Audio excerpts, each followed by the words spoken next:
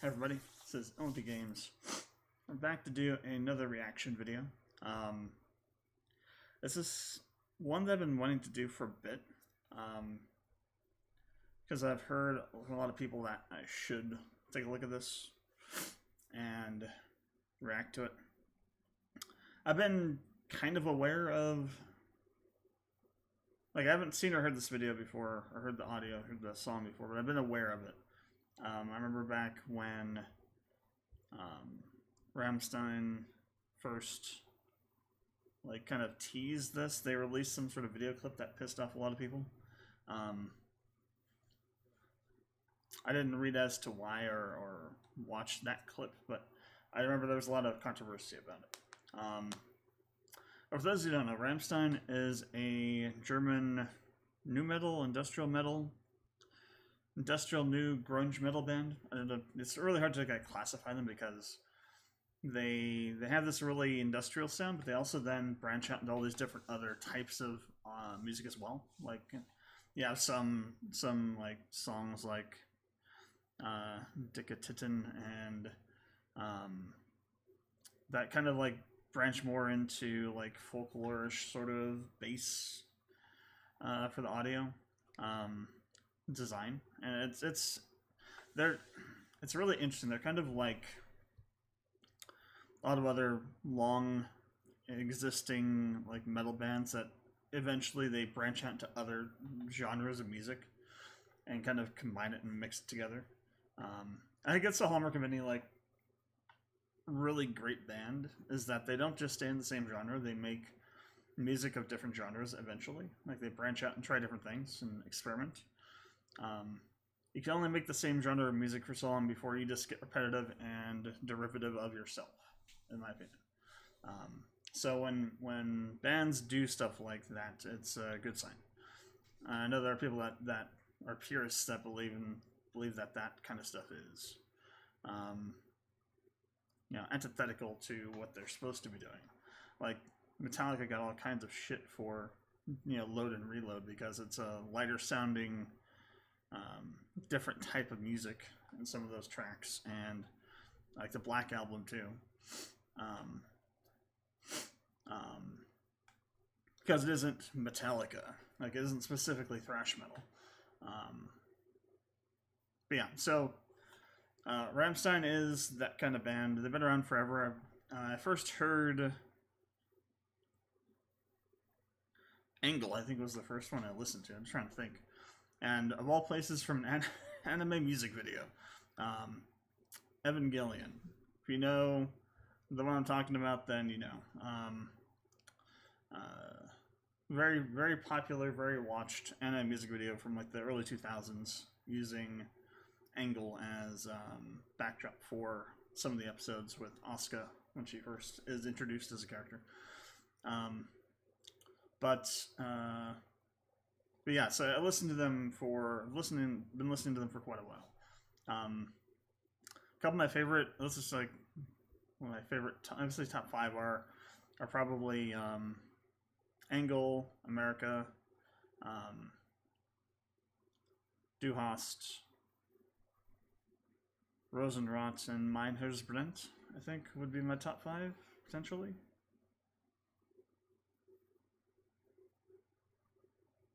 Yeah, I think so. So I'm familiar with their music. I know that their videos have really high production value, and they're not, they can be music videos, and they sometimes are not music videos. I'm not sure what this one is. I'm going into this fairly blind as to what it is. The fact that it's called Deutschland means, Deutschland is Germany. It's the name for Germany. It's the word for German. It's like Nippon is the word for Japan in Japanese. Deutschland is the word for Germany in German, and Dutch and stuff like that, and other languages that derived from that. So given that, maybe this has some historical context. I'm not sure. Yeah, you don't often name a song after the country you're from and have it not be in some way related to that, you know. So we'll see what's going on here. It's a pretty long video. I don't know how much I'll be stopping. I mean, once we get into it, I'll figure it out. Like, if this is like something that's like deep lore of Germany kind of thing, then I'll probably be stopping a lot, because if that's what this video is, I have a feeling that it's something that Rammstein's going to have lots of, like, basically every frame almost will be some sort of contextual meaning kind of thing. I'm not going to like analyze it frame by frame, but if that's the case, but that could be interesting. It might just be just some more general thing, like, you know, like a you know the one I'm thinking of starts with a P, or Dickatitin or something like that. It's more just kind of lighthearted. I don't think that's the case. Just looking at this first frame of this thing, or like overcast skies, we got this light beam coming out of the ground. Looks like there's some sort of like island and a lake potentially. Doesn't feel like it's a light-hearted song or video for the song. But let's go ahead and get started, and we'll see what we have on our answer. And once again, I have paused the recording so I wasn't over here on the window. Okay. I'm going to turn down my audio a little bit.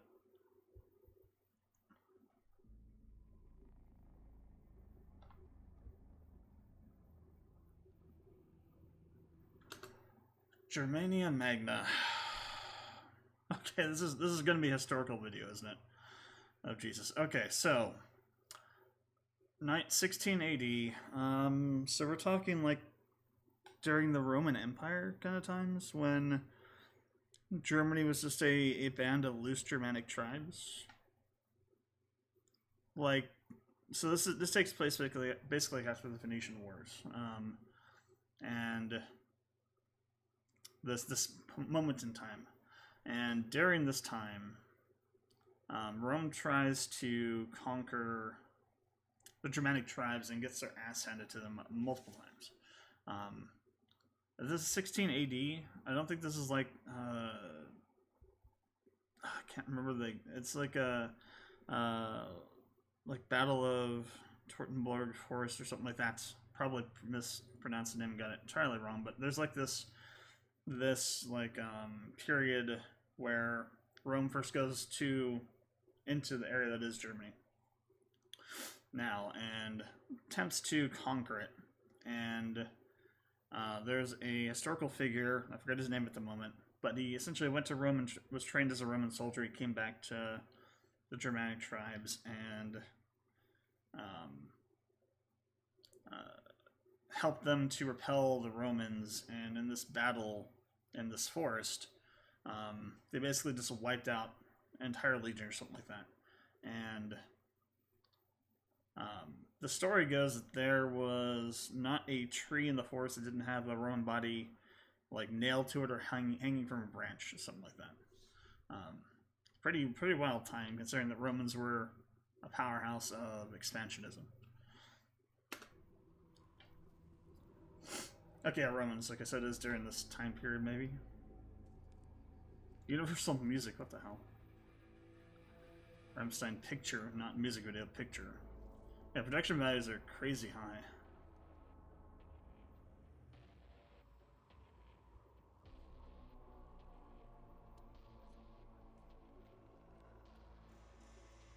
Okay.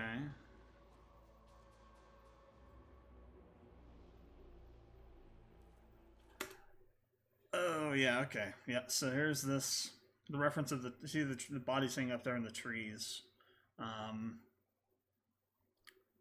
What's interesting about that is I think that particular thing that happened in that forest didn't happen at this period of time. So I wonder if they're referencing it as like a combined thing where it's like it's an allegory of, because the other two times the Romans tried to do this, they tried 3 times, they got wrecked every single time.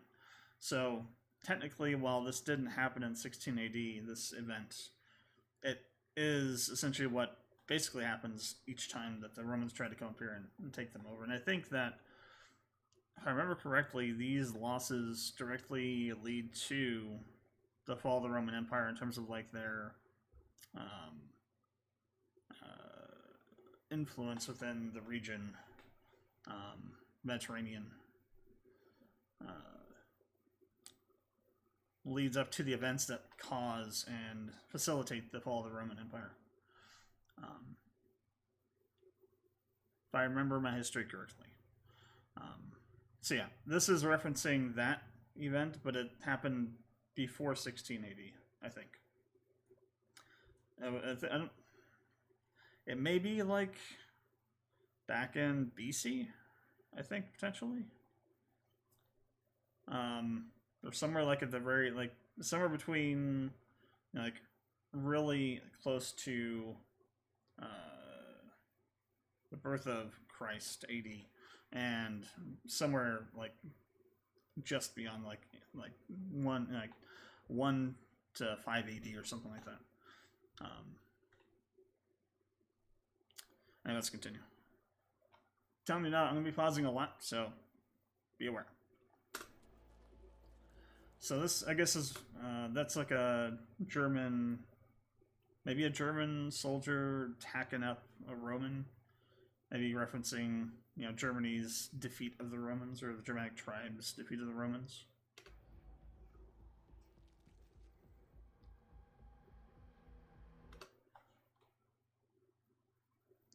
That's Till's head, isn't it? I swear.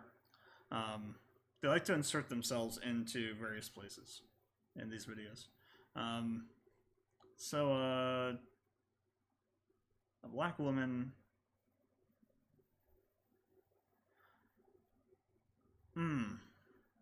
I wonder if this is a commentary on. Is she supposed to be a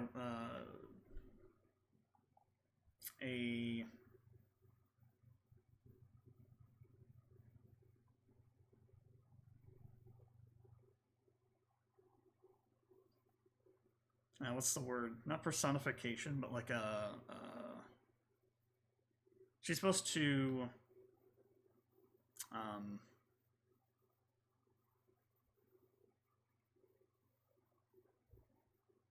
Jesus, words do not work at the moment.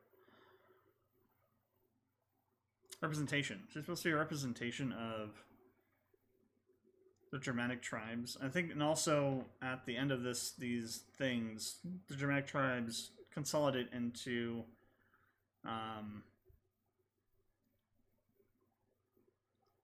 I think it's called Germania. It might actually be Germania Magna, might be the actual full title of what they become, but they essentially become a proto Germany in a way. Like all the tribes unite. Is that what she's supposed to represent here? Because she's like, they have Till kind of done up kind of like a Roman soldier here. And she was hacking up in a body. These guys are coming towards her. And she's underneath this tree with these bodies. Is she supposed to represent Germania conquering the Romans?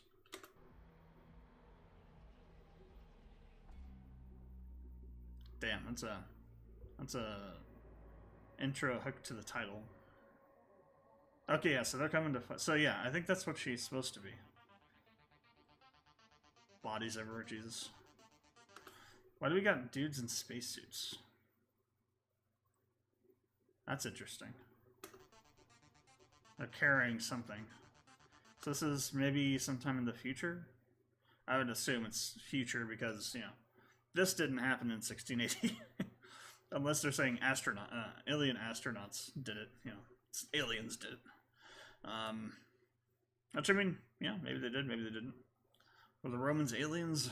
Tune in to find out in the next episode of X-Files.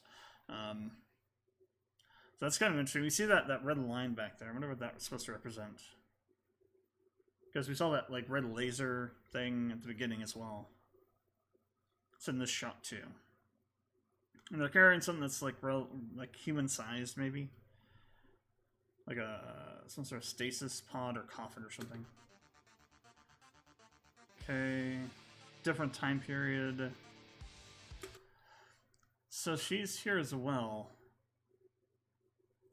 No, she has to be representation of Germania, Germany. You know, so if she's in both places, looks the same. This is obviously a different time period. This is like maybe sometime in the 1800s, potentially. The armor looks a little more futuristic, though, which is interesting choice. Still has Till's head. So I think she has to represent... She must represent Germany, I'm thinking.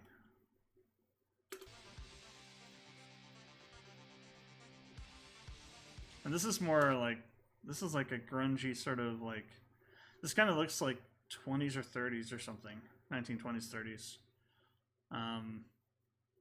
Maybe some kind of illegal underground fighting ring. And she's here. Okay, yeah, she definitely represents Germany. Here, she looks like she's really wealthy. Maybe like... So maybe she, in this moment, she's representing the upper class of Germany getting the lower classes to fight each other. Maybe, because he's got, you know, they're obviously in some sort of fighting ring or something. Fighting establishment. I would assume some sort of underground illegal kind of thing. You got people in the back with money, potentially, and alcohol. Got brass knuckles. And, like, she's, like, here in this, like, crazy, expensive-looking outfit. So I think she's, like, representing... So could this be, like, the Weimar Republic period? Like, in the 30s? Or maybe this is earlier, leading up to... Maybe this is, like, right after World War I or something. It's hard to tell. Okay, so we're going backward here.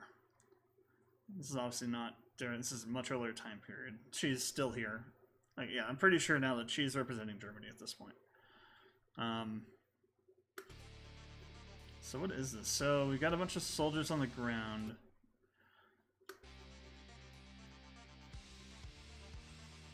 And she's reviving them?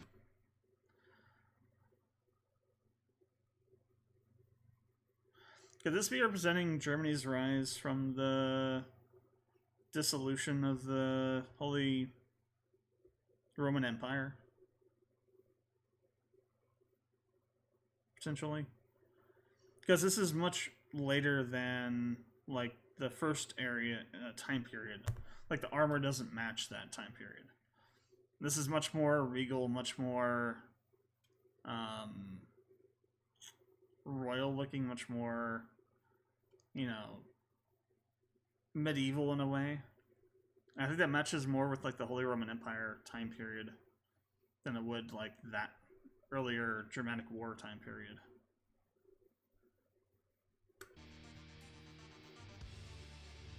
The music's popping off, too. No, I should do. Let me turn on. We have closed captions on. What did it set to? I want to. So set to German. Do we have auto translate? They may not be exactly right, but hopefully they get it close enough that we can get some kind of understanding there. Got Rammstein. I forgot to mention this before. Rammstein does pretty much exclusively their music in German. They'll have moments where they like sing in other languages, but predominantly it's German. So they're kind of like Sabaton that way, where, well, Sabaton's a little bit more Englishized, if you will, but they do also sing in like Swedish. But Rammstein predominantly is in German. Okay.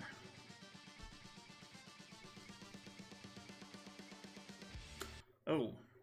I haven't talked much about like the production of the video now, but this is like super high quality production. Like, the costumes look really good. The effects are really nice. Well, technically it is a movie at this point, I would think. This thing must have cost so much money to produce. Does anybody know how much money this cost to produce? Let me know in the comments. I wouldn't be surprised if it was like a shite ton of money. Also, like the timing, like the actual editing of the video to the audio as well, like the timing on the hit being the drop and the track there was really good editing. Like, one of the things that gets me with editing, like music to video of some kind, is when the audio and the video sync up on action, because that's like when you have the most impact, is when the audio seems to influence the videos, like the what's happening in the video. So like the music dropping right as like that bass dropping right as the punch happened was, you know, it added much more to that moment, which I like to see. So I'm getting some pretty high ups for the editing and the overall quality of this video, just not only just from the beginning, which is really high quality, really high budget, but the editing seems to be really good too. Production seems to be really good.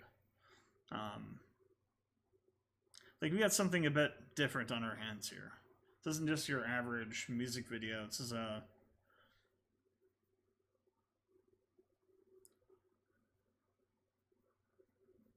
going to be something that has some kind of message to it, I think. Don't know what yet, but I mean, once we get to the lyrics will probably become really clear really fast. But yeah, so we're back in that like 1920s, 1930s period where they're fighting each other. Then this group, you kind of see like you have these guys that look like they're probably like more working class. You can see her in the background there, the woman that's supposed to be Germany, kind of sitting in the background there, watching in the middle. And then you got some people that look like they're a bit more wealthy than the people that are fighting potentially. I wonder if this is supposed to represent class warfare potentially. Like, so one of the things about like the 1930s in Germany and how that transitioned into like the Third Reich is that the political ruling class made the middle class and the upper middle class turn on the lower class and essentially look down on them for causing all the problems economically that the country was having. And I wonder if this is kind of representative of that in a way, because the guy here that just hit the other guy, the guy on the left here looks more wealthy, maybe more, a little bit more, maybe upper middle class-ish looking than the guy that got hit on the right, which I think is supposed to be, I think that's Till, potentially, playing this character. He's got suspenders, basic shirt on. The guy over here's got a vest on, lace-up vest on. I forget what that kind of hat is called. He has like a little bit fancier clothes, got like a collared shirt. Looks a little bit more wealthy than the guy that he just hit. So I'm wondering if that's like part of what this is supposed to represent. Like I said, I think that every scene we see, and like every frame of every scene, is going to have some sort of meaning. But it'll be really interesting just to see if we have anything that has like double, triple entendre kind of stuff like you would see in rap, but with visuals, which is an insanely hard thing to accomplish.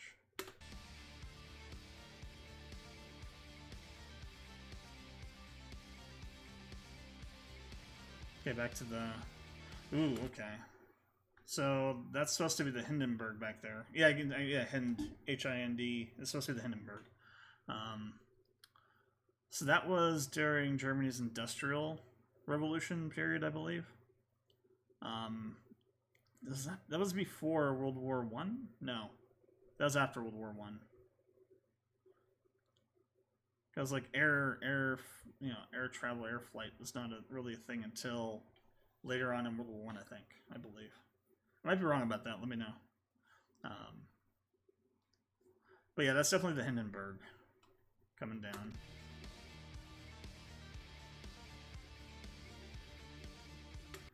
Out of those explosions are supposed to reference World War I. And like the destruction of Germany's industry.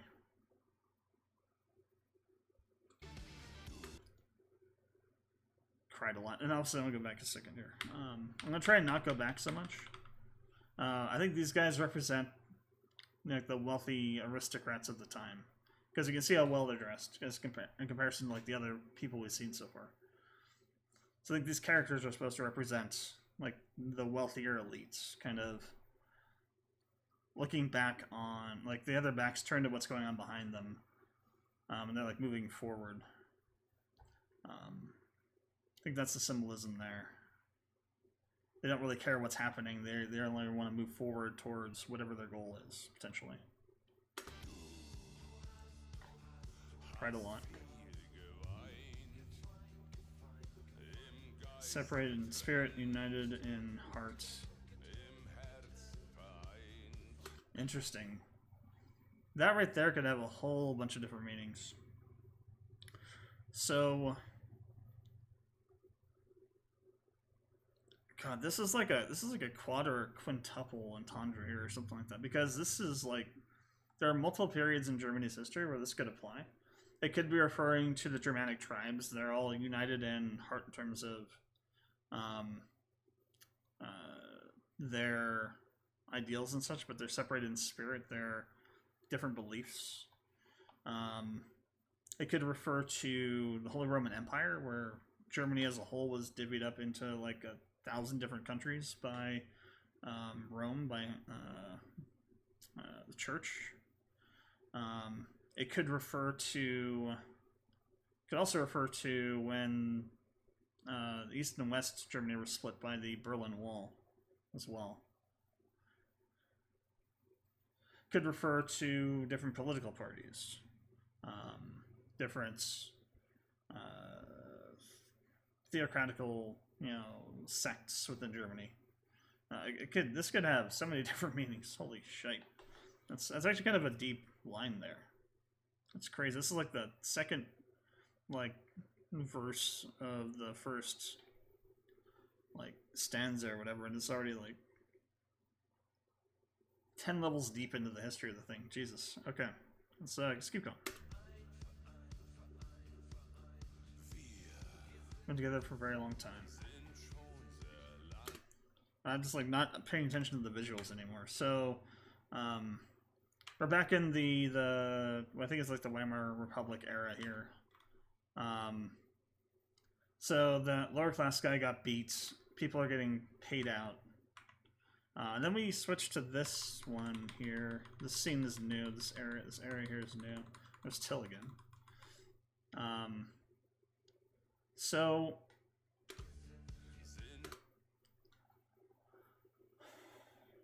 and there's that woman back there again. She has that sort of weird looking armor on here as well. And that's a communist symbol in the background, right? With the hammer. Is this during the during the time when the East and West were split? Because I know that East Germany was highly influenced by communism. What was the political party called, or the ruling party called at the time? The DDP or DDK or something like that. It's something like that, but essentially it's this communist party that rules over Eastern Germany. If I remember correctly, the members of Rammstein grew up in East Germany, and it's kind of crazy to think about that, because you think of Germany as having existed for at least in terms of the modern conception of Germany existing since World War I, when in fact modern Germany has only really existed since the 1980s or so, when the Berlin Wall fell and the reunification happened. That's when modern Germany was created.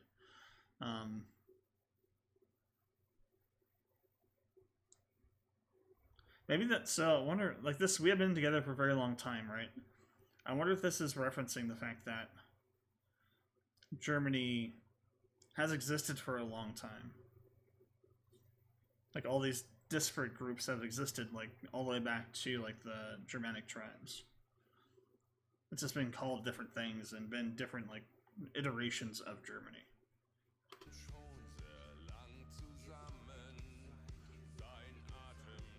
Your breath is cold. Not sure what that means. Your breath is cold. I wonder if that's a translation issue, or if that's what the actual lyrics are. Not sure what that's referencing. Heart on fire. You. let me go back a second here. I'm like not paying attention to the visuals again.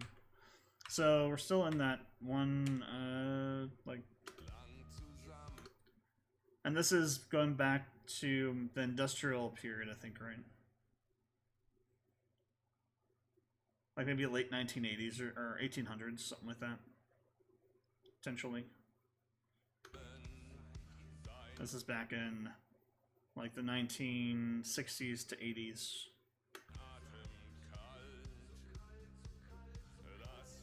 Breath is fire.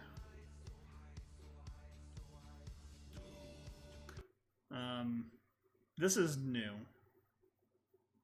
I wonder if this is supposed to be modern Germany. As you got police, they look like they're modern police officers, potentially. Her outfit looks more modern here. And this is back in. I got those red lines again, those lasers again here. You got rats. Obviously some kind of monks or something here. I know. Oh. Whoa. This has got to be referencing the Holy Roman Empire, right? Go back here.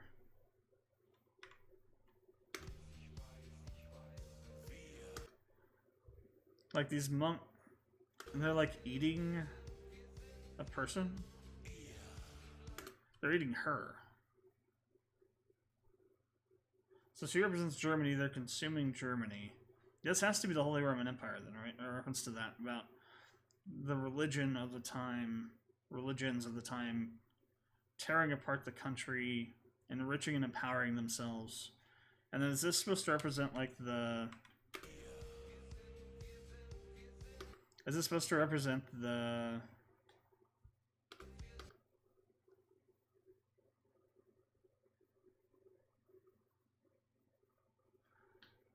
And it looks like some sort of like kinky sex fetish thing. I don't know. They got like this like gimp masks or something.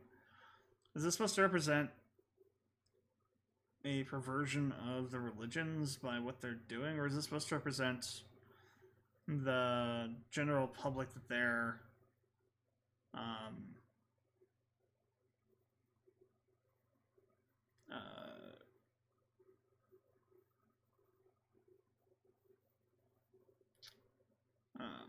hurting and like in a way destroying through their actions by tearing apart the country and essentially extracting wealth and power from it. You. Okay. That is a heavy beat. Let me go back a second. The lead up to this, though, it's like, Jesus. The actual music of the song is really good. That drop is insane.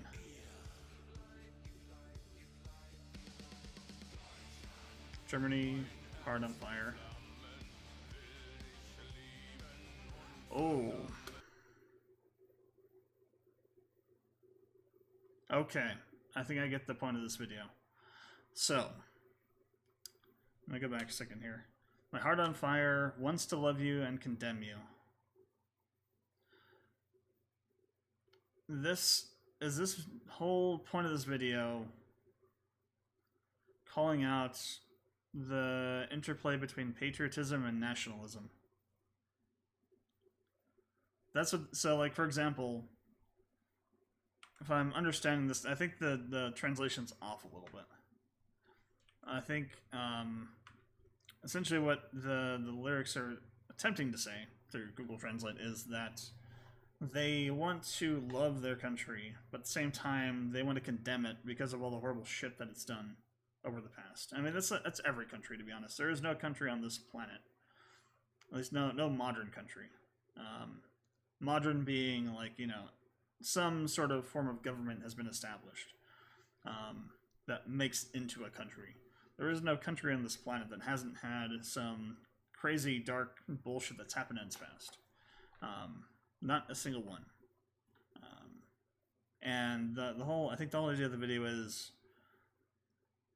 being able to be patriotic while not being nationalist. And nationalism, so this is kind of an interesting debate, and it's kind of like topical to current America kind of political stuff. But nationalism, ideally, nationalism would be something that would bring together a country, regardless of all the divisions, of all the differences, of all the disparate values and beliefs and things. Bring them together, bring people together into a common kind of like, we are, Germans, we are Americans, we are British, we are,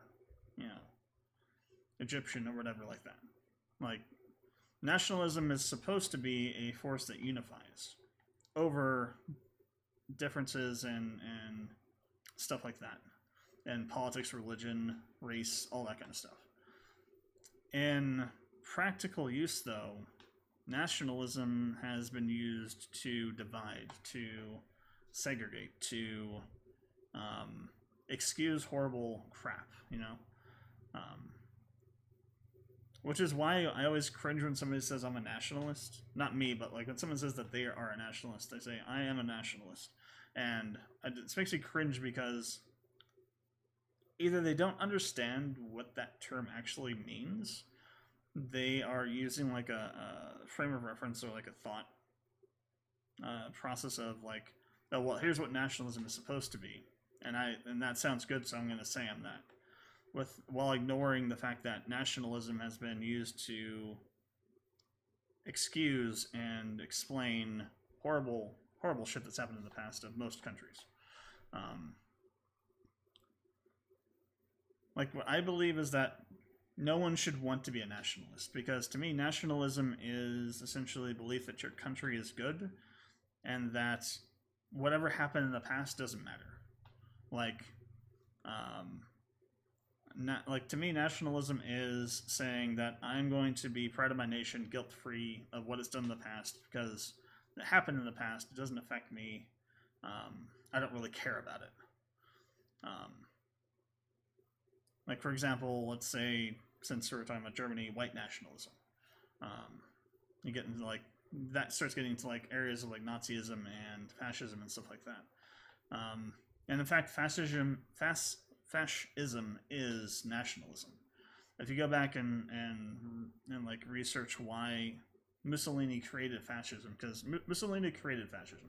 It didn't exist before him. Well, it might have existed in some form or another. It wasn't called fascism. He created that term, coined that phrase, and his intended goal in creating fascism was to unite Italy into one group, into one country, one people, and then to use that to solidify his own political power. So nationalism leads to fascism. I think, and at least in all the cases I can think of, like fascism or nationalism being implemented as like a governmental institution has always led to fascism in some form or another. Italian nationalism led to Mussolini-style fascism. German nationalism led to the Nazis. And in both those cases, it was not a good thing. And in the case of like Nazism, was a really bad thing. So what I think this video is about Germany's past, the German people's want to love their country, but also their reticence to do so because of the really horrible shit that happened in the past, and trying to reconcile the two things together, and having problems doing that because there's just some things that aren't excusable, and when you say you want to take pride in something, you need to be really specific and careful about how you do that. If you just say, like, if somebody comes out and, like, let's say like a German politician comes out, probably has happened because is it DPRK or something like that. Essentially, it's like maybe it's not, maybe it's some other. I might be thinking that might be like Korea or something, but there's like a political party in Germany right now that's like very, very right wing, Nazi-esque. Not quite there yet, but I mean, as time has gone on, they become more so on that end of the spectrum.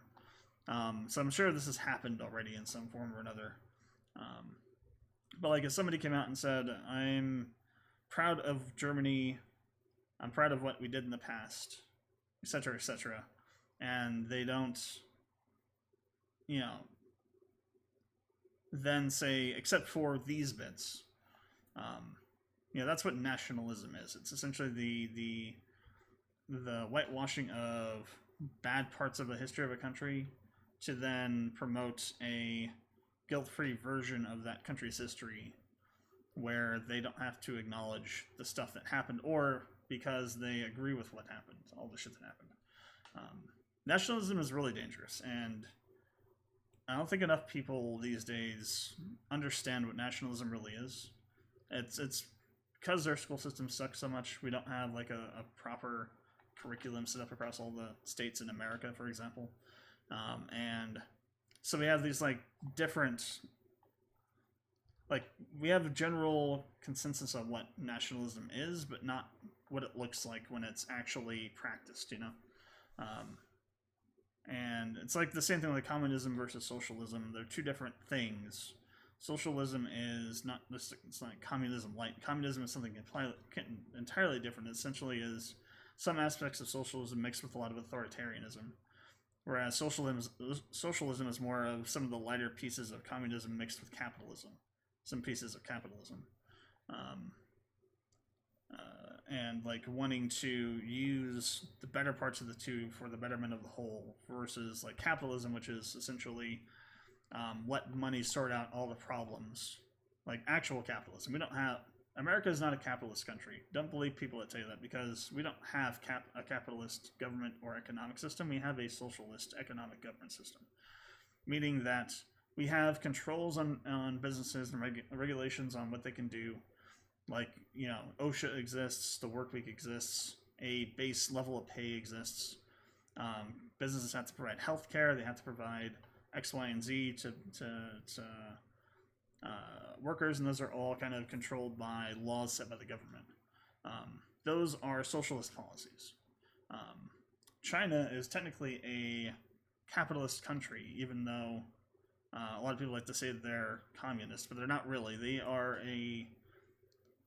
or at least were, up until probably like the last 10 years or so, a pure capitalist country where the businesses essentially ruled essentially were ruling over the country, basically. There's laissez-faire capitalism, there were no regulations, they could do whatever they wanted to, essentially, as long as the ruling party kind of agreed. So it was sort of like a weird pure capitalism with some form of pure some sort of like authoritarianism on the government side, more into communism sort of thing. But on the economic side, it was more pure capitalist than America was. Then you have something like Russia, which is more of like an oligarchy, which is kind of like a capitalist authoritarian society, where the government is, more communist insofar as controls the means of production, controls the businesses, like all the oligarchs that control all the economic kind of power of Russia are all not direct members of the government, but they kind of are connected to Putin in different ways. It's political economic structures are really messy. There's no such thing as like a pure anything. It's sort of a mishmash of things. But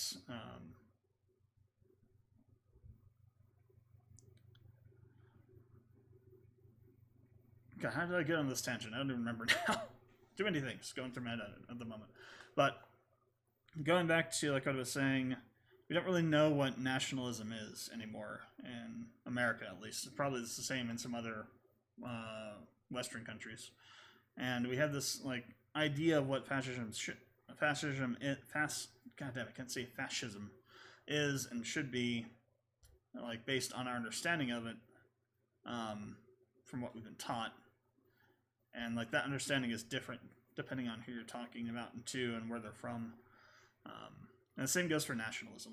Like these days, you see a lot of people saying they're Christian nationalists, which is not only is nationalism horrifying, when you start combining religion into it, it gets even more horrifying, because then you're essentially saying that you want to enshrine a particular religion as the religion of a country, tying it to your nationalist beliefs about that country, and that then, by extension, other religions that are not your religion should not be allowed to be practiced, or at least should not be allowed to contest laws that you put into place because of your religious belief of the nationalist, your nationalist belief of the inherent religion of the country you're in. So, like, for example, a Christian nationalism. For example, let's say the abortion debate, right? Christian nationalism is saying that, it doesn't matter if you are a member of a Christian religion or not. We're not going to allow you to have abortions. We're going to outlaw it for the entire country for any reason at any period of time, length of time of the pregnancy being a thing. And that's a form of Christian nationalism, because you're taking your personal religious beliefs and applying it to an entire country of people that don't believe the same thing as you do. And that's, that's the danger in nationalism. It's taking, like, forceful control of a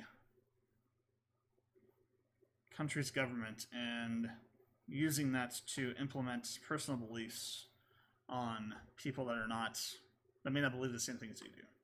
Like, for example, in Germany with the Nazis, using German nationalism to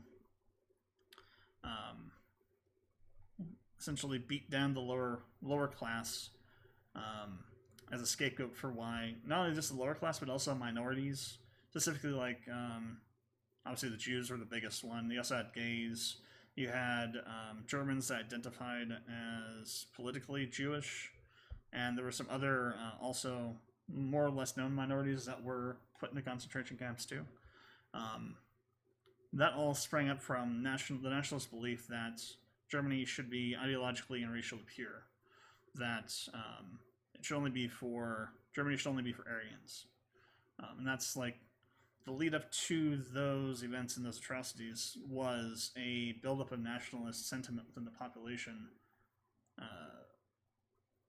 fomented by German nationalists that worked their way into the government and essentially took it over from the inside really slowly and methodically, to the point where they reached a point where once you realized what was happening, you couldn't stop it. There are a lot of echoes of the rise of Nazi Germany and today, in America today, which is unfortunate because it's something that we can prevent. We just need to remember and the historical things that have happened in the past in other countries and realize that, our country is not insusceptible to that kind of shit too. Our Constitution doesn't protect us from that kind of stuff happening because it's entirely possible for enough people to get into power that could change the Constitution if they so wanted to, or just ignore it and have people in placements of, like, the judicial system, like in maybe the Supreme Court or in other courts, federal courts, that will side with them and say, oh, the Constitution actually is interpreted this way, and we've had it wrong this entire time, kind of thing. Now, the biggest hurdle that such a movement would have to overcome would be the fact that, we have guns on every street corner pretty much, so, that kind of 1930s Germany sort of political uprising would have a lot more difficulty in America, I think. But it could still happen. Anyway, let's continue. That was a huge tangent on this from this one little friggin' line. But yes, I think that's what the intent of the video is. It's about the kind of constant conflict between, wanting to have pride as a patriot in Germany versus Germans not wanting to sound like they're nationalist and knowing that German nationalism has led to dark places in the past. And wanting to be deferential to that and like recognize that stuff has happened, and not wanting to love their country, but also wanting to hate it, to not being able to love it because of the things that have happened. Which again, I think applies to every country. To be honest, it's not just this isn't just a uniquely German thing. This is every country.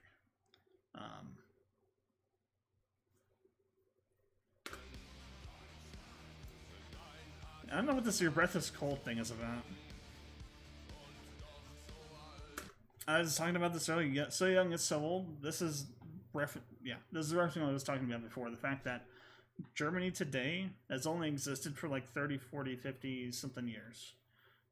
But Germany has existed as a country, as an area, as a people, as a race for thousands of years.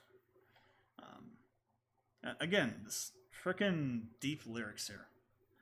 All while the backdrop of these monks eating this woman that's supposed to represent Germany.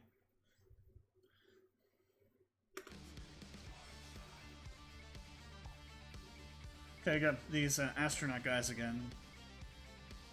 So I wonder if this is like, is this supposed to be the future, like actual future, like not now, but like sometime in the future, and these astronauts have found this like historical place, maybe a museum or something. You got all these statues, and they're like learning about the history of Germany through looking at these things, or not maybe learning the history of it, but like getting ideas and glimpses of what happened in Germany's past. Is that what this is supposed to represent? These like astronaut guys?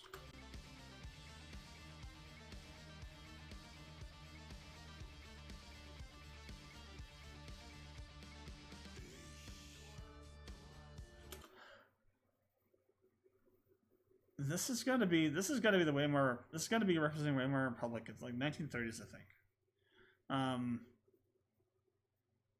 So we're in like a prison, right?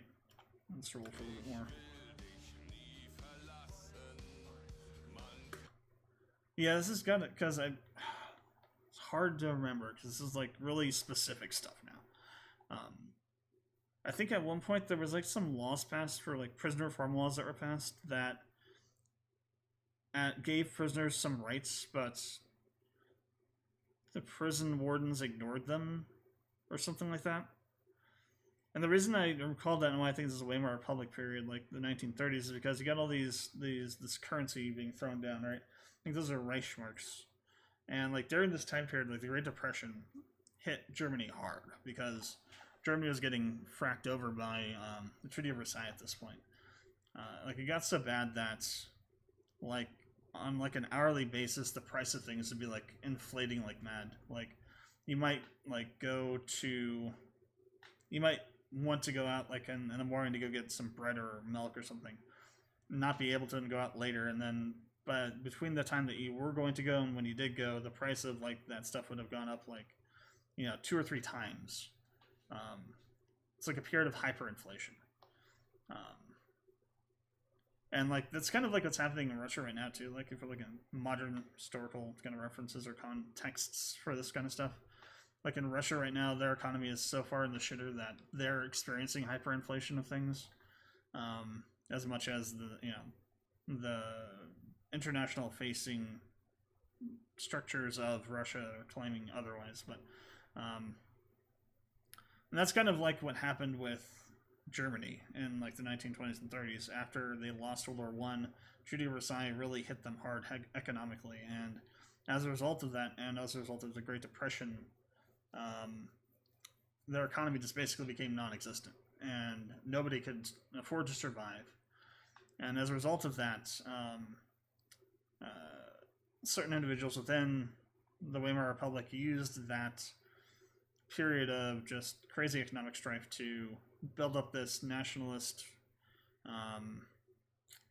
anger towards certain groups of people as scapegoats to try and turn them on one another, and essentially saying stuff like if you put us into power or give us more power, we will fix everything for you. We'll take you back to the times before this happened, fix the economy. The things will be like they were before, you know, all this happened. And that kind of like progressive rhetoric is really dangerous too, because it's a problem with the human condition that when something directly affects you economically, if somebody says, I'm going to take us back to some other period where the economy was good, people will be more likely to vote for that person, no matter what the other politics are. They could be Hitler 2.0. People would still vote for that person because they put their own personal economic benefit above everybody else. It's part of the condition, especially like here in America, where there's a lot of individualism kind of minded people, where they're like, well, I only care about myself and my family. I don't care about anybody else like around me, sort of thing. It's more prevalent kind of ideological thought among libertarians and the right wing. But there's still, you know, it is more apolitical kind of thing as well.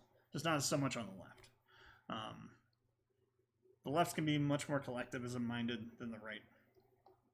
And then you have the libertarians, which are kind of apart from those two groups, that are just heavily kind of individualist, and believe a bunch of really weird shit.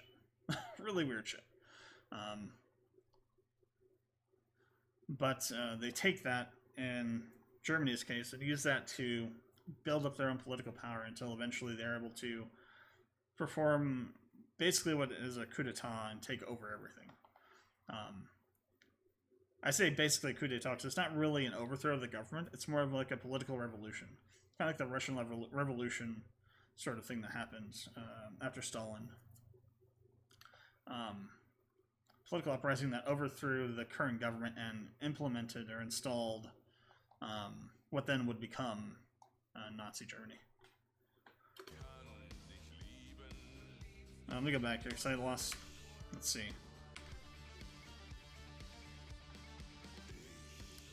You have. I never want to leave you, I know. One can love you, you love. And want to hate you. Okay, there's that throughput there.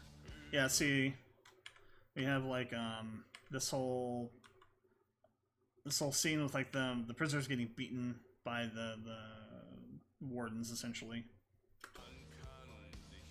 What is this uniform supposed to signify?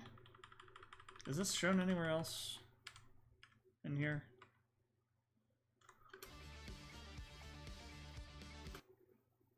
That's the no. For some reason I'm getting like Doctor Who vibes. What was the nuns, like the cat nuns from that episode from like New York or whatever it was? Looks kind of like the dress looks kind of like that. It's kind of weird.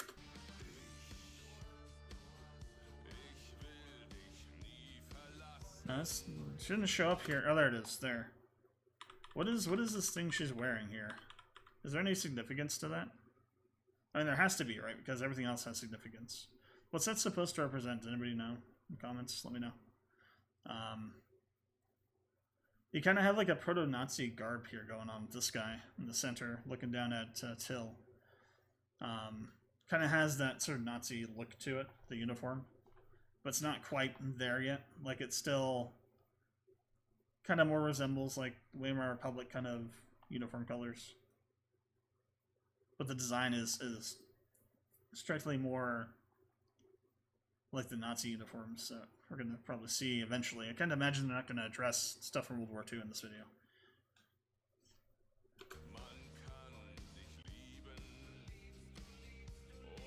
More like aristocrats there.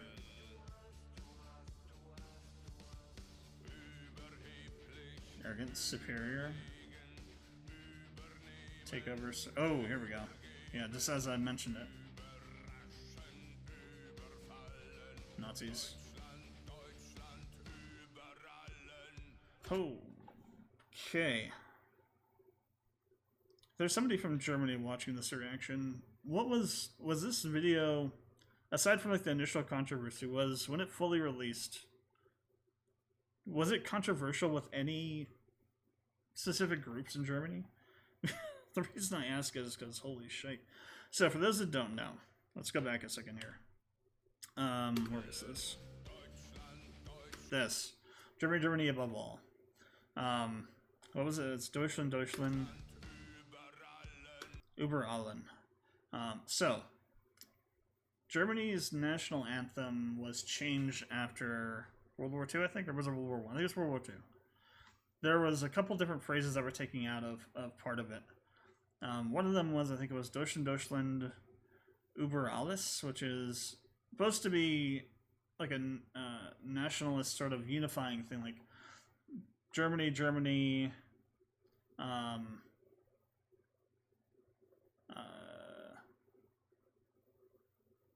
what was the actual translation? Germany, Germany, above everything, I think is what it was. I think is what it translates to. Essentially, like, you know, Germany above everything else that is part of German society. Like, the fact that you are Jewish, the fact that you are not white, the fact that you are not of German descent, but you are a German citizen. None of that matters. We're all Germans, kind of thing. Which is, you know, a unifying, uplifting kind of message. But then after what happens in World War II, that phrase gets used like this, which is essentially Germany above everyone. Essentially, Germany above all. That's just holy hell. And the fact, the other phrase, Deutschland, über allen, or über alles, I think is actually banned, or is like really controversial to use in Germany. Like a lot of things related to like the Nazi stuff. Like Germany is really hyper strict about that kind of thing because they don't want that ever to happen again.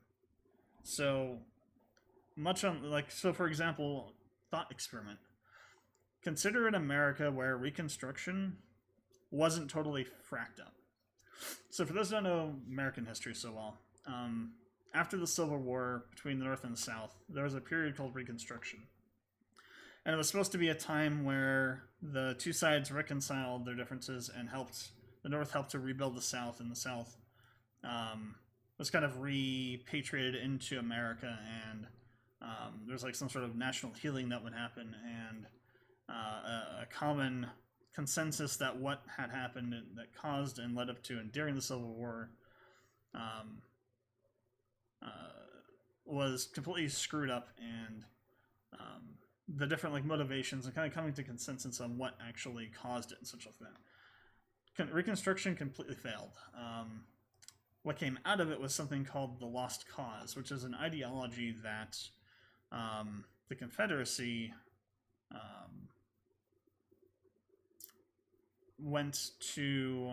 seceded from the Union because the North wanted to economically destroy the South by telling them what they could and could not do. And a lot of, like, in terms of, like, modern day, like, conservative politics, you'll see a lot of people banning about, like, lost causerisms, I call them, essentially, like, you know, saying that the Democrat and Republican Party voting base did not change at all between 1950 and 1990. That the parties are the same as they've always been.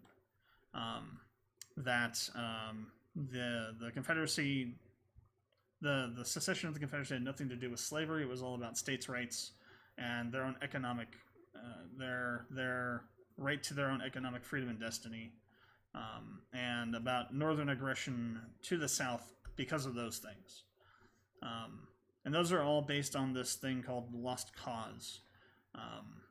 That was an ideological position that came out of Reconstruction, and was like the main reason Reconstruction failed, because the whole point of Reconstruction was to have the South, you know, come to the agreement that what they were really trying to do was remain economically tied to slavery. Because in fact, you know, it was about economics, but it's the economics of slavery. The South depended on slavery for their economic well-being. Their main export was cotton. So like international export was cotton. And their main way of producing cotton was through slavery. You take slavery out of the picture, their economy collapses, and they have nothing that they can do about that because they don't have the manpower, they don't have the ability to then produce that cotton and other crops and things. Not to say that the North didn't also have slavery.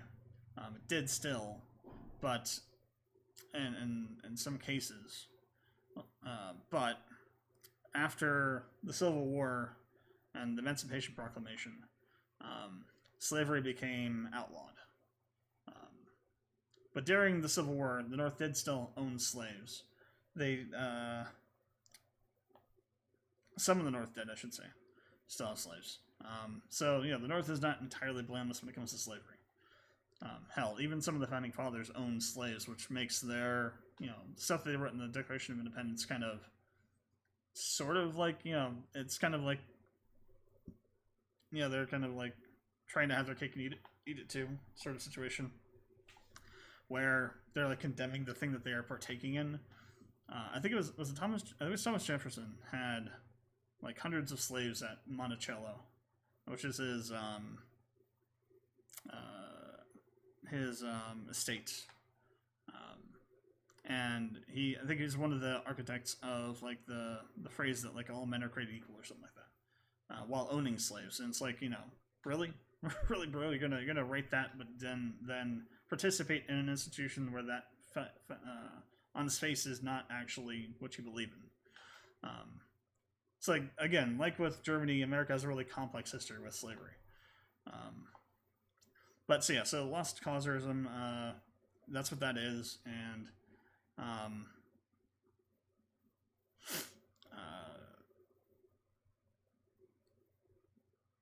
even today, we still are dealing with like the implications, the ramifications, and the results of that ideology being allowed to exist past Reconstruction. So, like with Germany, though, they removed these stanzas from their national anthem, and this is like a way for, this is what that phrase actually was meant. The phrase meant something. The phrase had a particular meaning, but then it was put into place and used like this. This is kind of like, essentially, this is what, Deutschland, über alles was actually really during like Nazi Germany. The 1930s, like mid-1930s to the end of Nazi Germany. That is wild. I can't believe, I would be very, it would be hard for me to believe that there were no groups within Germany that didn't say something about this particular part. Not the visuals, but the actual lyrics to the song. Just given what kind of ideology it's espousing right here. Also, let's go back a bit. This is all happening. This whole passage is arrogant, superior, takeover, surrender, surprise, invade, Germany, blah, blah, blah. This whole thing is happening against the backdrop of World War II-esque times here. You get, since maybe I'm like in a concentration camp or something. Let me see if we get a better picture of the group there. I don't know, and like, I'm not sure what her dress is supposed to signify here.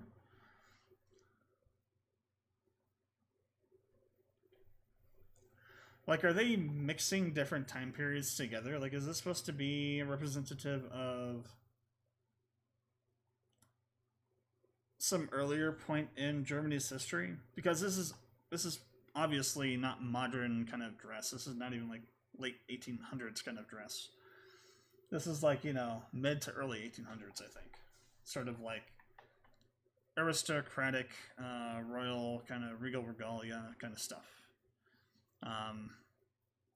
So I wonder if they're like mixing time periods together and saying like what was past, what past is prologue kind of thing, saying that while we think that this like stuff like with the Nazis only happened during that period of time, it actually also happened in the past as well, and they're the same thing, just different shades or different extremities of it.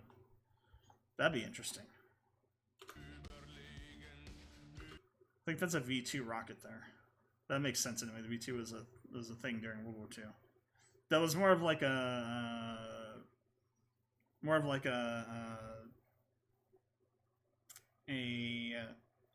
not a show of force, but like more of like a oh look, we have this thing, we could use it against you kind of thing.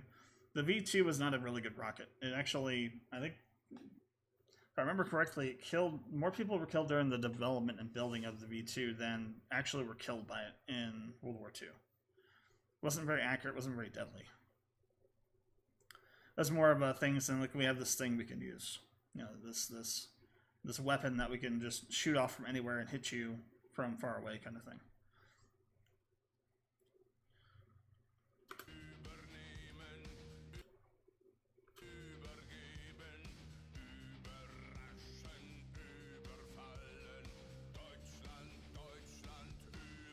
Damn, that phrase them. that has to cut so many different ways for Germans when they watch this video. I can't imagine what Germans think of this video. It must be really painful and really hard, because it must, like, I can't, like I said, I think they're tapping into this concept of like wanting to be prideful of your country, but then also recognizing that in doing so, you have to reconcile the crap that happened in the past and acknowledge it somehow. And not feeling like they can be prideful in their country because of the crap that happened in the past. Again, referencing the other line about want to love you, want to condemn you.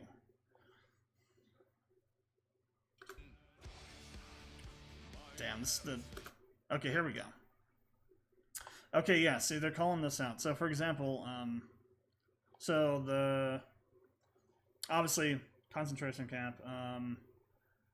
Photogratieren verboten. I think it says something forbidden.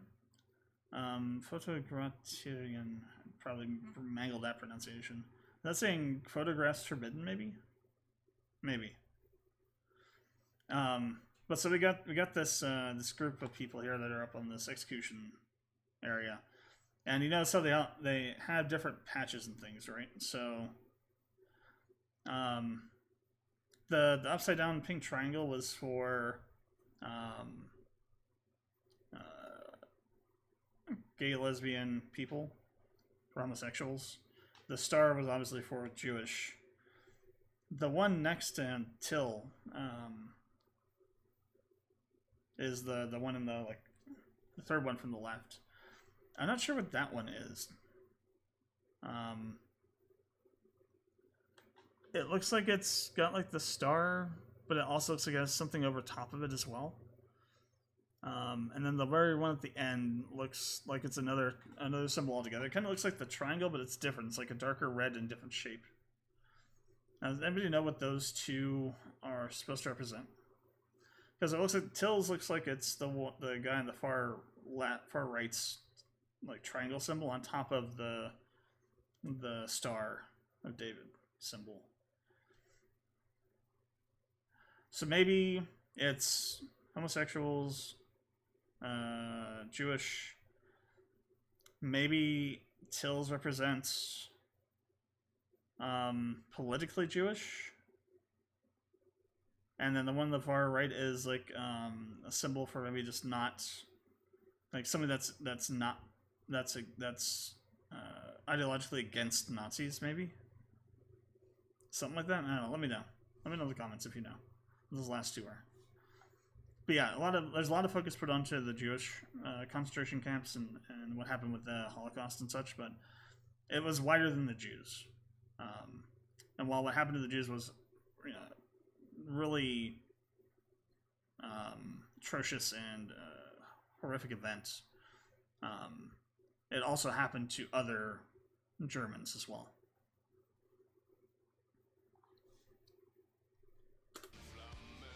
Heart in Flames, Want to Love, Want to Condemn You.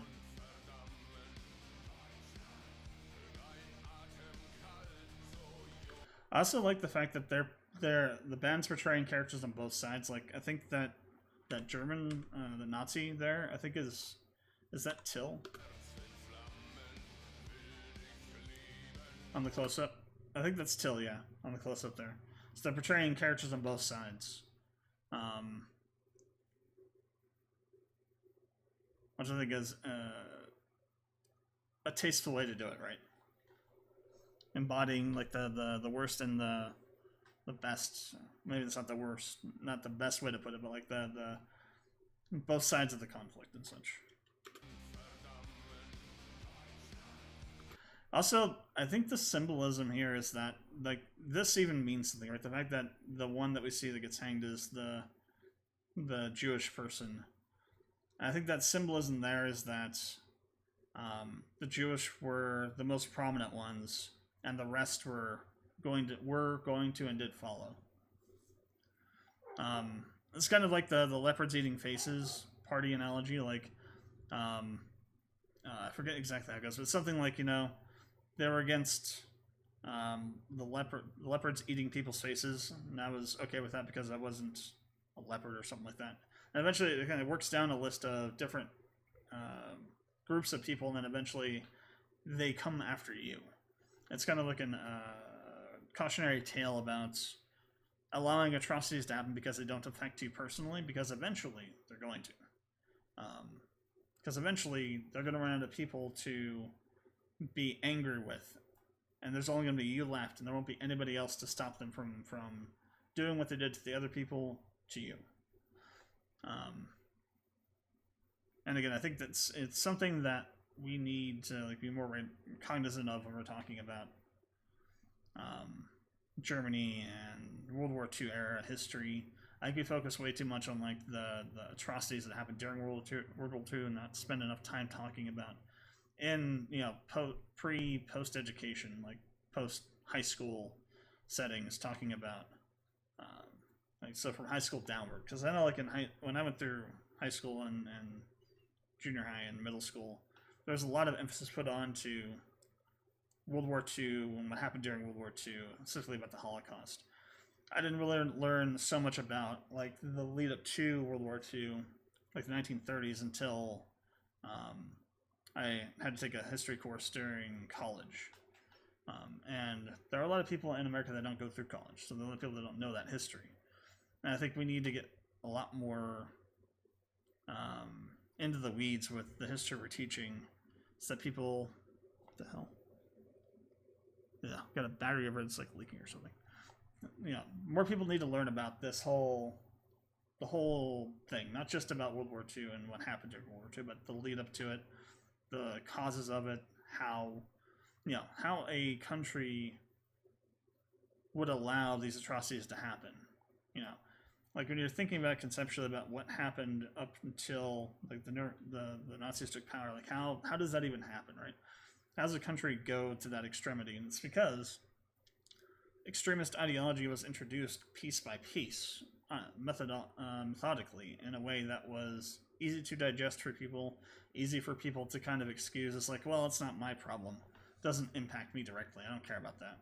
And then eventually it got to the point where they realized, oh, wait a second, it does impact me, because now it's starting to impact me. Oh, I can't do anything about this now because now they control everything.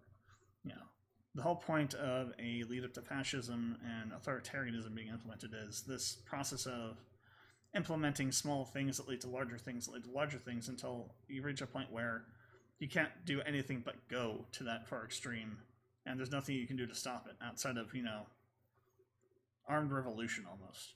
And even then, at that point, there might be enough people in place to even prevent that from happening, or to put down that revolution, that rebellion, because like if they take over the military and enough people in the military don't question their orders, like what do you do then? Because now you're dealing with a trained fighting force with massive technology difference between what the general population has and what you have, or what you have as a general part of the population and what they have. You know, you're not going to take out a tank with a freaking 9mm gun. A lot of places, you know, stuff that's like bazookas and RPGs and things are outlawed. You know, you can't own those.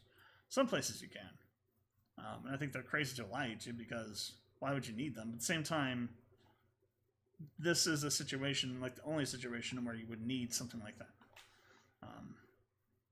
So yeah, it was a crazy situation, really messed up, and a lot of people just sat around and did nothing while the country literally burned around them until that fire got to their homes, and then by then it was too late. Their homes burnt down, and their country was put through total hell because of it. 1930s Germany is a huge warning to any country. Because what happened in Germany can happen to any country, period. There is no country that is exempt from falling into nationalist fervor and ideologies.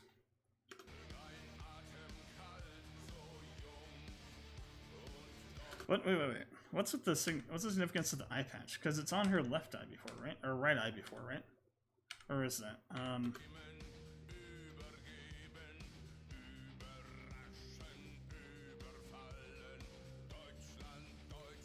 Where is that? Yeah, here. It's on her right eye. And it moves to her left eye. Is that just a continuity error, or is that actually symbolizing something? Does anybody know?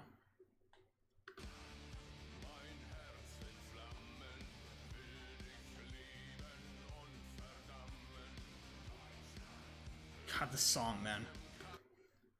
It's kind of interesting because I feel if you just heard the song on its own, it wouldn't have the same impact it does when you're watching the accompanying video. It's almost like it's designed to be watched with this. And to get the full picture of what it is, which is an interesting thing, right? A lot of music videos, this isn't really technically a music video, but a lot of the stuff like this is like an accompaniment. It just kind of accentuates the audio of the song. This one's adding context to the song, like actually making the song have much more meaning to it, which is not usually how these things go. Usually you can just listen to the song on its own and you get the entire meaning of it, or at least, you know, what you're supposed to get from it. And this one, I feel like if you didn't watch the video, you'd be losing like half the context of what they're actually talking about, which is crazy. Yeah, so now it's on the right side, left side, I mean. Is the eye color different? Can we even tell that? No, okay, same eye color. That's just weird, though. Where were we? Oh, what's this? Oh, this is that more modern time period, I think, right? Again.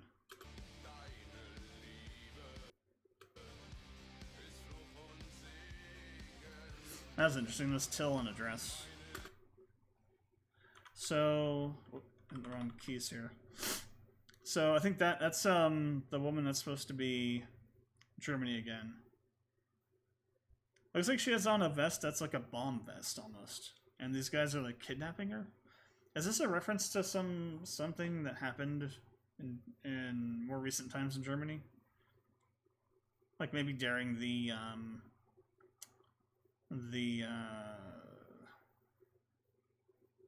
splits between East and West Germany, because it looks like they've kidnapped somebody, again, the representation of Germany. I don't know if that's actually how it was taken, but at the time, but this has got to be referencing a specific event, right? I don't know anything about this one.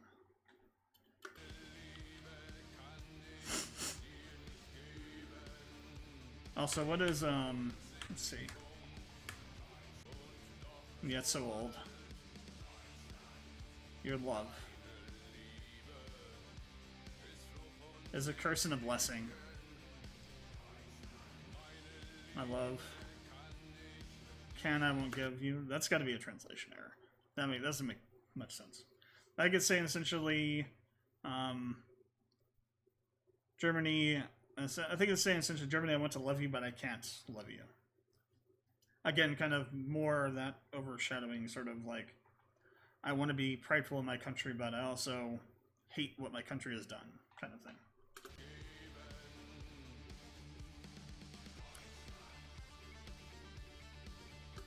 Yeah, what is that? What does this even mean? What does this represent, this uniform? Also, look at her smile. It's not. It's like a. It's almost like a like when you're smiling but you're grimacing kind of thing. That's an interesting. This has to represent something, right? This isn't just here for the sake of it. This has got to reference something specific. And back in the. Well, wait a second here. this is... They're doing what I thought they were doing. Let me go back. They had, they got the monks from, like, the Holy Roman Empire period cross. They're burning a, I guess, a witch or something. And then over here you got the Nazis throwing the books on the fire. You got these guys in the back, like Sith-looking dudes. They're actually, yeah, they're mixing together the different histories and, like, showing that what happened during, I would guess, the Crusades, maybe, or something like that. During the times during the Holy Roman Empire are essentially, you know, they did the same thing, the things that the Nazis were doing. That what happened in the past happened again in the future. So maybe this is not only a look at the idea of wanting to, like, live your country but not being able to, but also a warning to the future that if you don't learn from this, it's going to happen again, kind of thing.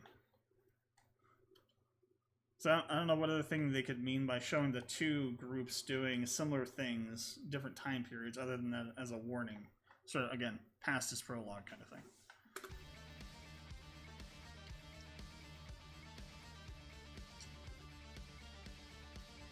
Yeah, Germany, the Nazis and... what the hell? So she's pregnant now. We got these aristocrats dudes here, get the astronauts back there doing stuff. Giving birth to something.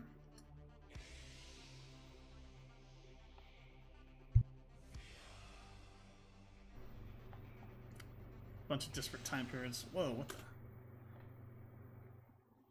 Was that a dog?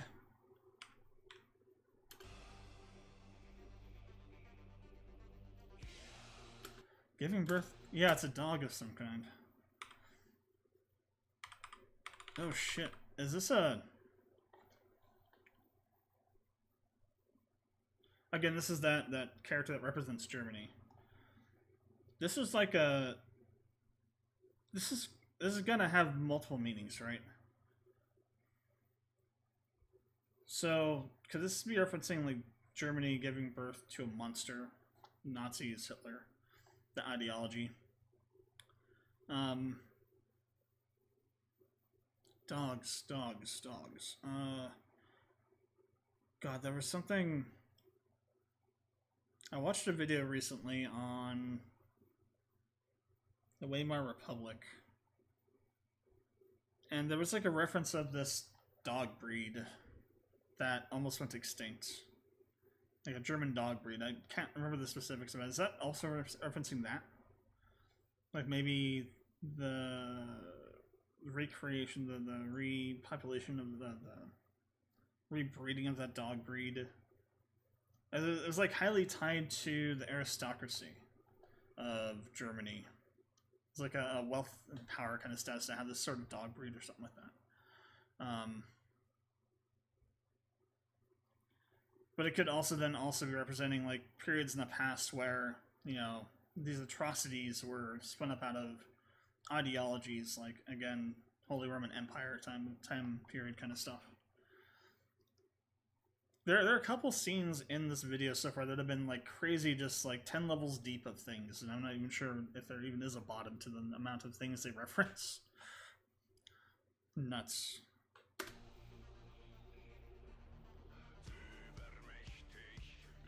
Our time is superfluous. Superman, tired. Oh wow, wait a second. That was a actual thing.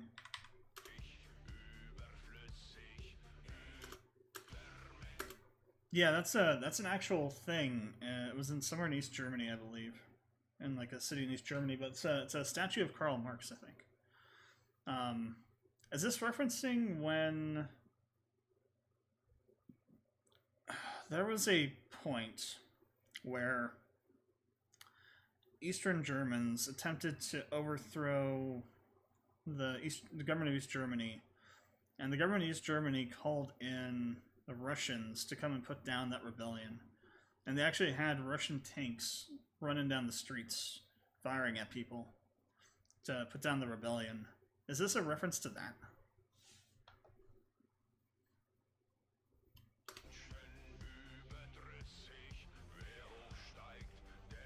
Dog's pissing on it. That's interesting. This phrase has a whole different context to it now because it sounds much darker. Let's go back a bit.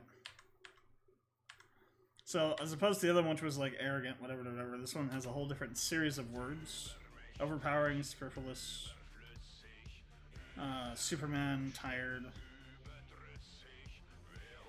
Whoever climbs high will fall low. Oh yeah. This is like an entirely... And then her eye patch is back on the right eye here. This is like a different, like... I think this is, again, like, if you were just listening to the... If you just saw the video on its own, there's no audio, or if you saw the audio on its own, once you get to this part, you wouldn't necessarily understand, like, maybe the implications of what was said before with this kind of, this phrase. If you understood, like, the words, or reading the lyrics, but hadn't read ahead, you might be thinking that maybe Rammstein's like espousing some sort of like more nationalist sort of ideology, but then when you get to this part, you realize, oh, you have all these things, and whoever climbs high will fall low, meaning that if you climb too high, if your goal is too unattainable, you're going to come crashing down, and if your arrogance and hubris is too high, you're going to, succumb to arrogance and ignorance and all the things that will, be kind of like the undoing of whatever your ideology kind of is. Like, for example, the Nazis. We're talking about like the Eastern Front, like after the Nazis kind of wiped the floor with the allies on the Western Front. They turned to the Eastern Front because Hitler thought that if they could take Russia out, they would win the war, because they had essentially taken out France and Britain at that point as like a regional threat in Europe. And he turned his attention to Russia, and tried to take Russia out because he believed that probably would have happened too if he had done it, been able to do it. They would have won the war if they took Russia out. And he had this like firm belief that they were destined to win. That he ignored everything his generals were telling him about what was happening. They're begging him to not push into Russia when he did, because winter was coming, and they realized that once it set in, that they were going to be at a severe disadvantage. It's getting colder. Like there were like reports of like horses dying, of like fuel freezing in vehicles, and just like destroying their supply lines basically. And Hitler was just so convinced that they would win that he forced them to continue. They actually reached Moscow, but that's as far as they got, because at that point, fighting got so heavy in different places that, and the elements got so harsh that it actually prevented them from continuing. They actually got pushed back, and that kind of pushback then escalated into the total collapse of both the West and Eastern fronts, because Hitler expended so many resources to try and take Russia out of the picture that he couldn't maintain the Western front. And so the Allies on both sides pressed in and essentially took out Nazi Germany at that point. And that came from the hubris of believing that, from Nazi ideology, the arrogance that the Nazis, the Aryan race, was the superior race to everyone, and whatever they set their minds up to do, they would accomplish, kind of thing, because they were destined to do it, like a manifest destiny of victory, if you will.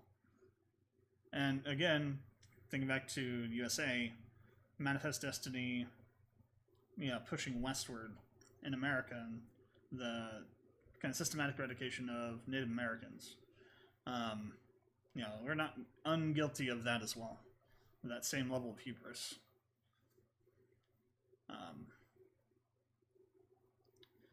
That's an interesting kind of phrase up into this darker kind of rendition of this Deutschland, über allen phrase from before. Gives it a whole different kind of meaning of like, Germany above all, but then, that's a point that's too high, and that Germany will be felled because of that. The want to reach that point kind of thing, right? That's what I get from this whole second like rendition of this phrase here.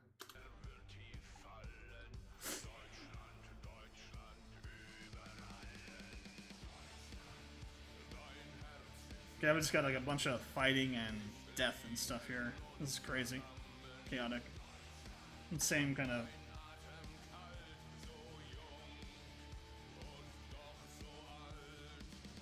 That was a real Molotov cocktail. Jesus. Ooh. The eagle. Where was that?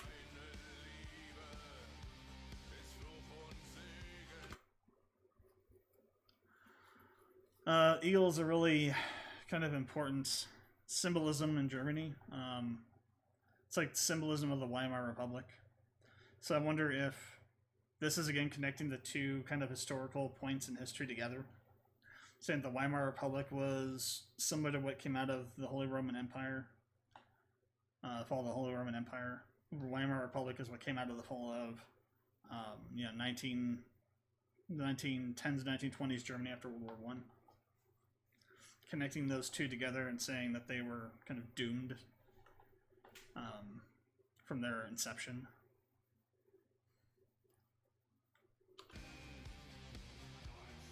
Maybe. Oof. Okay. And again, going back to the fall of Germany, this could be a representation of Germany being defeated in World War II here.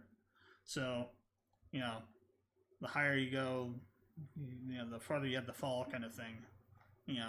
Germany facing the repercussions of what they did for World War II sort of thing. The destruction of Nazi Germany, basically.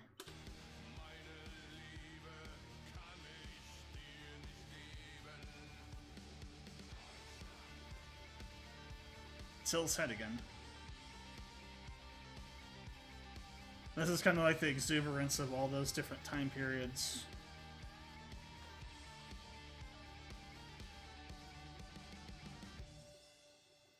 Ooh. Germany above all. You got all these different looking people, right? Are these who are these? Let's see. Because it looks like they're, like, for example, I think Till's got a collar on. I thought maybe that this was like a representation of all the different people from different time periods. Like, I don't know. Maybe it is. Maybe it's not. So you've got the more kind of modern aristocrat looking guy. You got the aristocrat looking guy more from the like 1930s Weimar Republic period. You got, I think the guy like in the center left is in that monk garb potentially. Center right is more of that kind of like business suit industrial period maybe. Then you have Till, who's in maybe more of a modern kind of like split East-West Germany time period. And then you have the one at the very far end on the right that's got that more lower class, like upper middle class kind of costume on from the 1930s era of the video. And then above them you have that person that's supposed to represent Germany above them, above all of them. I wonder if that's what it's supposed to represent, or if this is just supposed to be a specific time period. That's kind of, the symbolism there is crazy. And also I recognize the wings are from, they did a tour, I think it was, they did Engle, I think at Madison Square Garden, potentially. And they had, Till had these wings on, they had like flames and things. I think that's that prop. Pretty sure that's that prop. It's crazy reuse of it though here.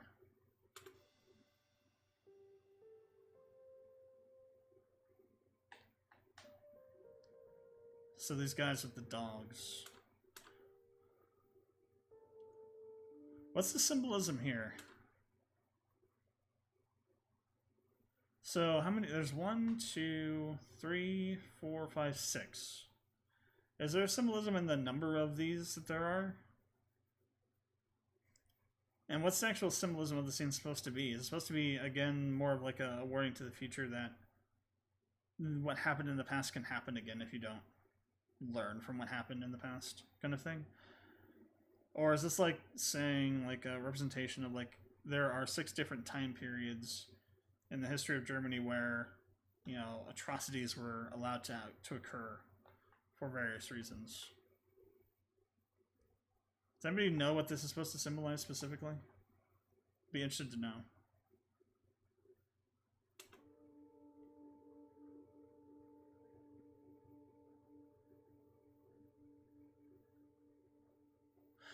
So it was her in that case thing at the beginning. Interesting. So is this signifying that? Is this like signifying? Is this like a representation of the death of Germany in the future? You can see that line over there to that laser thing. Like, obviously she's dead in this case floating in space in the future. To me, that represents the end of Germany in the future.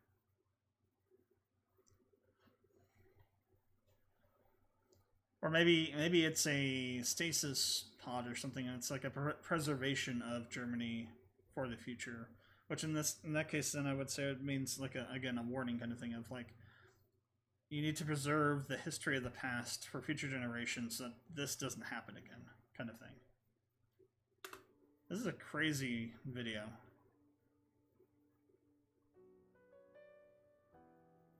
Yeah, okay, yeah, there we go, confirmation. So Ruby Kami as Germania. So yeah, she's supposed to, yeah, she represents Germany. That's what I thought. Also, is this Zana? I think it's pronounced Zana. This is like a piano rendition of Zana. That's kind of crazy if it is. So, credits, okay. Rammstein are Christopher Schneider, Paul Landers, Till Lindemann.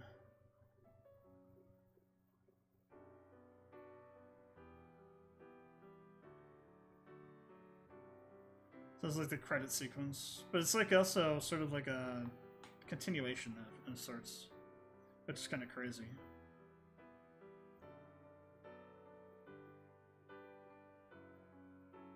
Match Berlin, produced by Dirkgenst. I don't know how you pronounce that.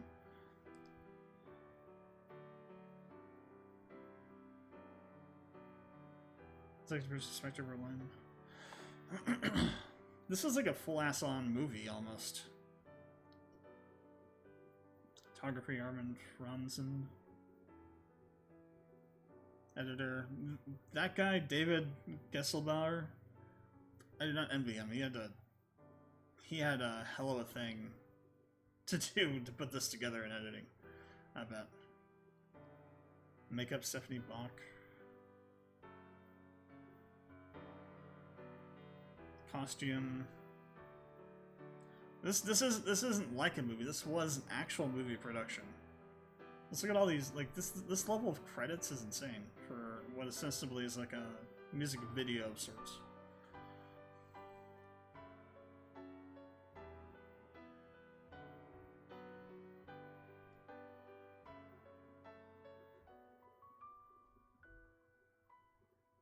Oh, jeez. That gave me a shiver up the spine. Let me explain why. Let me go back a bit. So when we see this part here, right?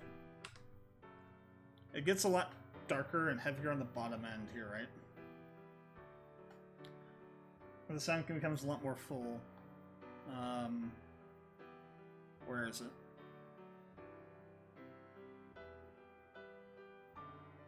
Like right in here. Oh, right in that scene.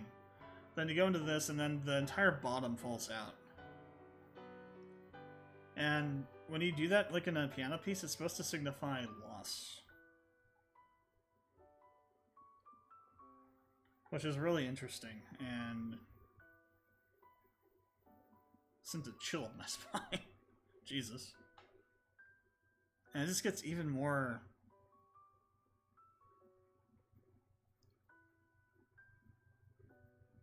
It's that symbolism again. And there's just nothing. Wow. I don't know what people from Germany think about this video, but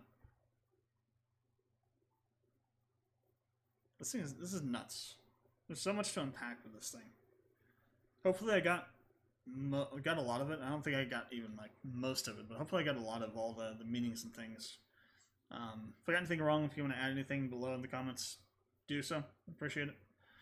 Always good to learn things about stuff that you don't know anything about. But yeah, no, this should be in history. This should be something that is shown in history classes, honestly. Like maybe high school level history classes about when they kind of dive deeper into like the atrocities and World War II and stuff. Should show this video and talking about like German history a bit. We showed in American classrooms, part of a history course.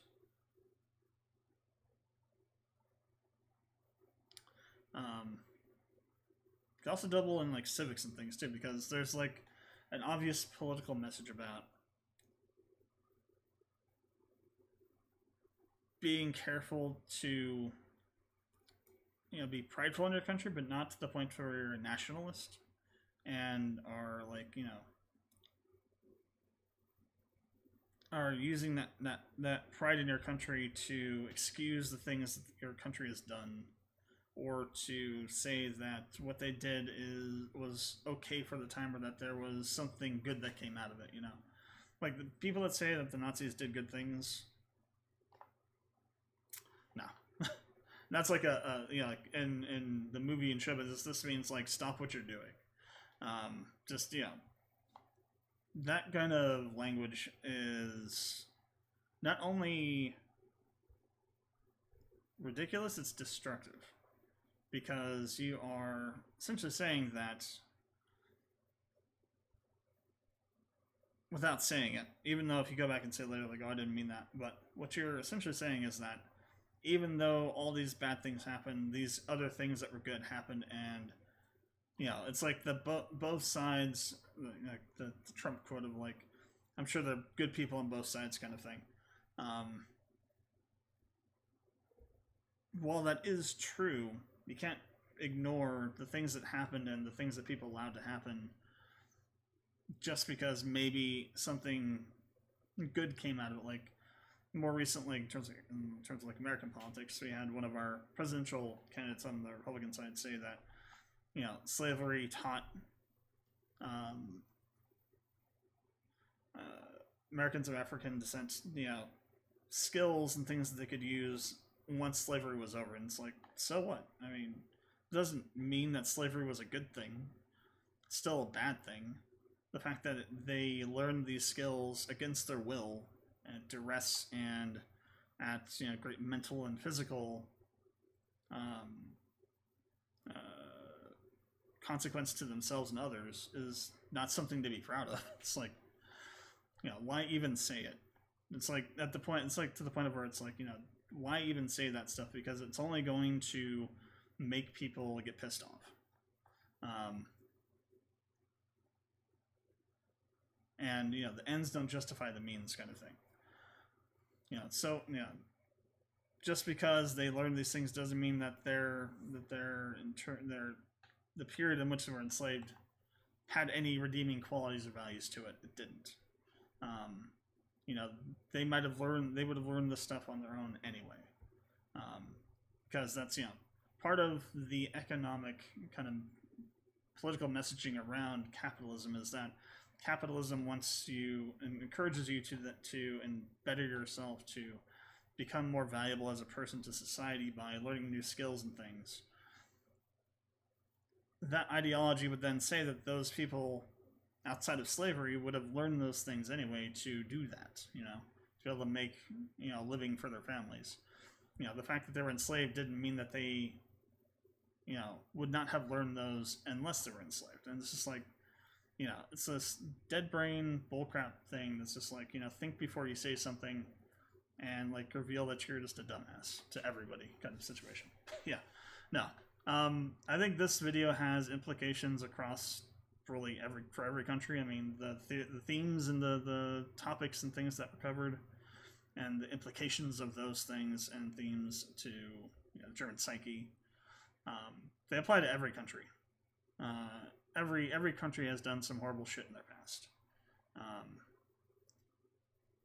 Every country has, everyone in every country should have moments in their history that they look back at and say, oh, my country was a piece of shit at this point in time, and, because of that, while I love or take pride in my country, I can't or don't want to or am afraid to say that I do, because this stuff happened and I have to acknowledge that it happened, and there's all this nuance around that. Crazy video. Very, I think this video is relevant no matter when it came out. If you're watching this 30 years in the future, there'll probably be some stupid shit going on somewhere that this is applicable to. Really is, it's essentially, I'm going to say it's a timeless masterpiece is what they've made here. And the fact that it was Rammstein that did it is even better, because a lot of people look at Rammstein and they see this eclectic kind of band that just does all this weird shit. Then they make this kind of thing, and it's like, art is art. Music is art. And music is used to tell and express opinions, feelings, realities, history, ideologies, and all these other things. Which is why, like, when people say that musicians just stick to music instead of politics, when people say that, I know those people aren't real. They aren't thinkers. They're talkers, because they don't understand that music has always been about politics in some way, shape, or form. All art has been about politics. All forms of art have been about politics and commentary on politics. And if you aren't cognizant enough to realize that, then you need to look at yourself and take a real, deep look at your understanding of the world, because there's probably some other things you don't understand either. But yeah, no, 10 out of 10 thing. Everybody should watch this video, and I think pretty much everybody has at this point. There's like 300 something million views on this thing. No, really good. Thank the people that suggested that I watch it, because yeah, this is one for the books. All right. Anyway, so thanks for watching. Comments, questions, leave them below. Again, if I got anything wrong, or if you want to add context to anything, or if you have answers for any of the questions I asked, leave them below. Appreciate it. Always looking to learn new stuff about stuff like this. You can never know enough, I would say, about history and things like what this video is trying to do. Because once you have that context, that understanding of things, you are able to more easily perceive, again, learning from the past, preventing it from happening again in the future. We need a lot more of that, especially these days around the world. But yeah, thanks for watching. I'll catch you guys in the next one of these. Till then, Stumpy Games, and I will see you guys later.